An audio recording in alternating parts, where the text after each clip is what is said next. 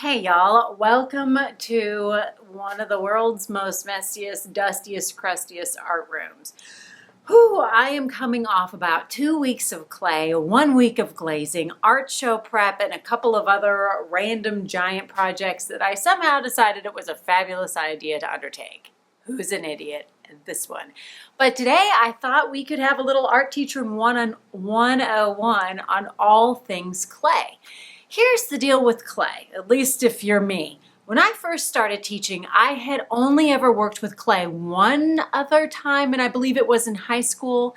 I didn't take any ceramics classes in college, so I was going into teaching clay to kids completely blind.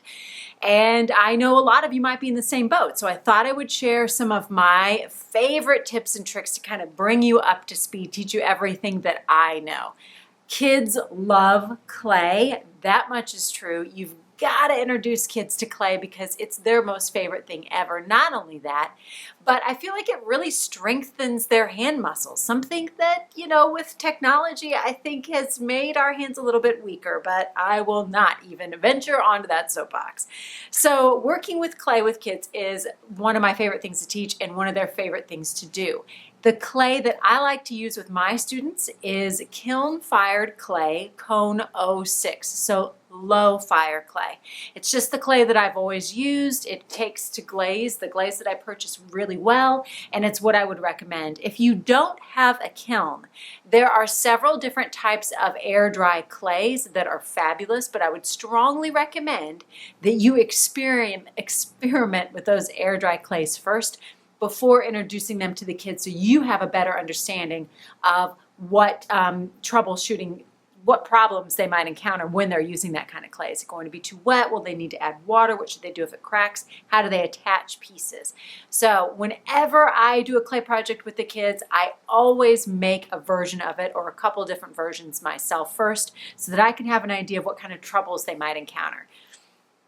So that being said, I try to get clay done in 1 to 2 weeks.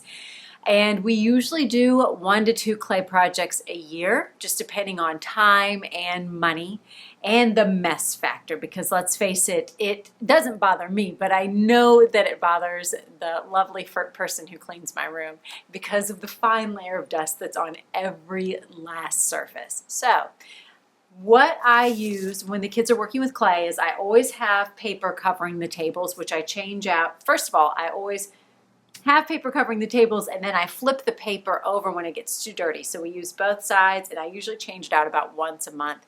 We usually have messy mats that help protect the table a little bit. But the paper surface is great because the kids can work with the clay on the paper, but what I prefer them to use is a clay mat. I have had these clay mats, and they're about $2 each. I've probably had them for 15 years. I purchased them from the Clay Lady, and I'll make sure to add a link. So you can purchase them off of her website, and I have one for each student. They are fabulous. Kids work on the white side, not the blue, as the clay would stick to the blue side. We've painted on these. We've written our names on these when we've been in a hurry. I just put them in water, wipe them down. They work great year after year. Small squares of canvas would work great as well because canvas, at least you could wash it. Definitely want to get most of the clay out first before putting that in your washing machine though. I have in the past covered my entire tables with canvas as well. The only problem with that is that the canvas tends to hold all of that clay. And then that dried clay gets into the kids' nice wet clay, which is not very fun for them to work with. These guys are great because the kids can wipe them down with baby wipes, and then they're great for the next group of kids to use. So I would strongly recommend this as the surface for the kids to work on. When kids are attaching pieces of clay, they love to just stick it on thinking that it's going to hold, but we know that you have to slip and score. That concept can be pretty tricky for kids, so I bypass that, and I have my students, still use the same terminology of slip and score. But instead of slipping and scoring, I have my kids use toothbrushes picked up from the Dollar Tree, and this is what they use to score. This is what they use to score their clay. So they just scratch into the surface of their clay, which roughs it up enough to score it, and then we just use regular water that I throw chunks of dried clay into, and like overnight, that becomes a great slip. So they just dip their brush in there, toothbrush the two surfaces they plan to attach, wiggle, make like you're turning a knob on a radio is what we say, although I don't know what I'm talking about when I say that anymore. Just make sure to give it the wiggle test. If it wiggles and feels like it's going to come off, or it does, then you need to slip and score some more. So those are just some of the main tools that we have when working with clay. Skewer sticks, we always use skewer sticks. They are great for poking holes in our clay, for drawing into our clay, and I like the shorter skewer sticks. And if you can even get them smaller than this, like a stylus size, it's even better. The longer sticks I feel like are a little dangerous. I'm concerned about them hurting themselves with the longer sticks. But these are something that I always recommend. When a child is done with their clay project, I always have them bring their clay project to me, and if I'm short on time, because I do have 30-minute art classes, I will have them bring it to me on a plate that they've already written their name, just set it on the counter, wash your hands, and we need to clean up. When the kids have left, I always go back and check all of their clay projects just to make sure that everything is well attached. And it's at that point that I go ahead and I use the skewer stick to write their name and teacher code on the bottom of their clay project. The reason I do it is because I can read my own handwriting. If they do it, I either can't read it or they write it too deep where they cut down inside their clay project. When I am letting clay dry, I always dry clay projects, and you're going to think I'm crazy, 2 weeks. It's humid here in Tennessee, but even if I weren't in humid Tennessee, I still think 2 weeks is what you've got to do because you don't want explosions. Here's how I think of it. What would I rather do? Would I rather wait 2 weeks, or would I rather have a child's clay project explode and then have them remake it again, or not remake it again just because time is an issue?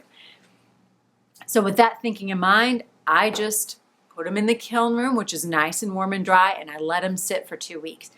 And I have to tell you, when we made these bobblehead pets with 4th grade, I was really concerned because they made these really thick. Some of them I forgot to poke holes in the bottom, which, by the way, if you have thick clay project, poking holes is a great idea to help let all of that water evaporate. The reason you want to let your clay projects dry so long is because it's not air pockets that cause explosions in the kiln, it's water. Even the tiniest water molecule, as it's drying in the heat of the kiln, it starts to move around rapidly, and that's what can cause an explosion. If you let it dry long enough where there are no more water molecules, then there won't be any explosions.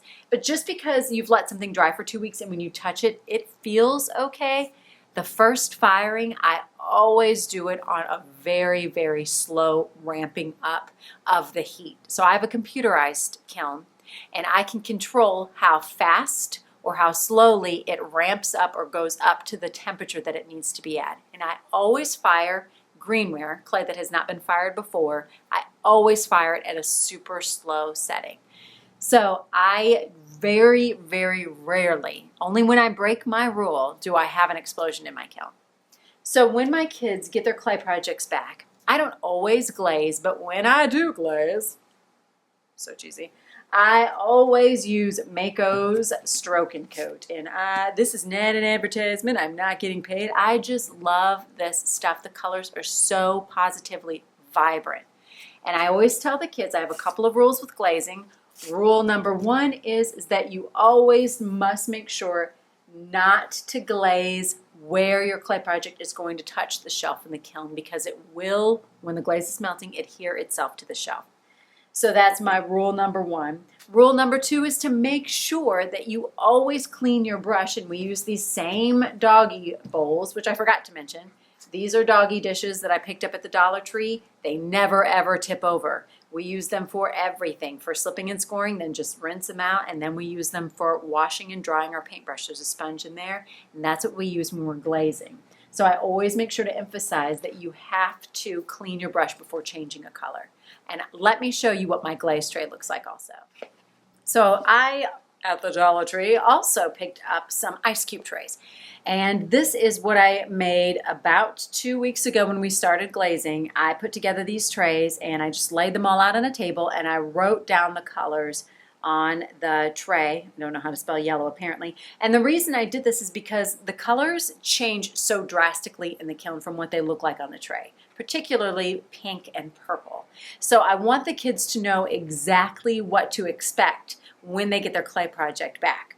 And I always tell them, and this is a glaze tray that's been used by many classes, multiple kids. I really emphasize taking good care to clean and wash your brush so that the glazes stay nice and clean. And I always remind them that you need to make sure to glaze at least 3 times, checking to make sure there's no white spots except for the bottom. And that's why when I open the kiln, there's such beautiful coverage of the clay projects, because I really emphasize making sure to go over everything 3 times. I also tell the kids, if you're painting something little, get you a little brush. If you're painting something big, get a big brush. Get the right brush for the job. That way your clay project turns out exactly how you want it to. So these were all created with Mako's Stroke and Coat. This is a kindergarten clay project. We're going for an animal theme this year. The great thing about Mako's Stroke and Coat is that you can also glaze a clay project when it's green, meaning as soon as somebody has made something, they can glaze it. I did this project with a group of teachers. They made them and glazed them all in one sitting. You can see the colors are a lot more faded, more diluted, and that's just the nature of painting on greenware. It kind of tends to mix with the clay a little bit, making the colors a little lighter.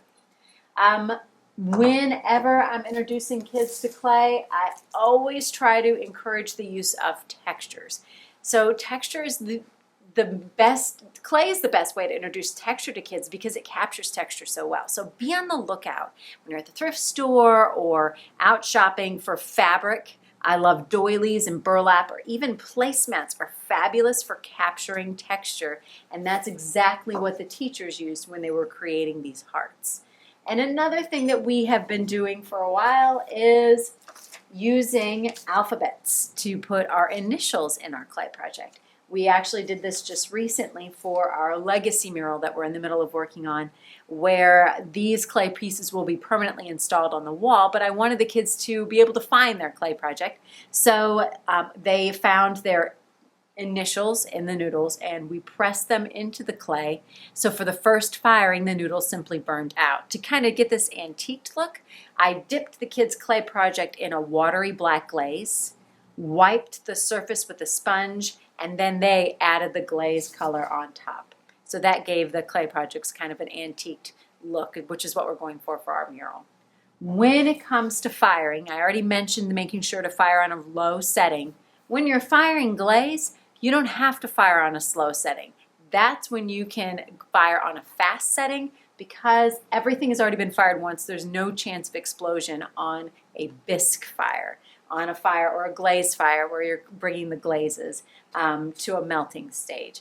Also, when you're firing your kiln, just a couple of tips and tricks. When you are loading your kiln, you never want to load your kiln so that your shelves, you should have 2 sections of shelves. You never want your shelves to be perfectly level or even with one another. You want to stack your shelves in your kiln, and this allows the air to kind of flow through your kiln better for a better firing. You also want to make sure that your kiln is ventilated. I have found that my friends who don't have ventilated kilns tend to have more explosions than those like me who don't, which is what that running sound is in the background. My kiln is firing right now.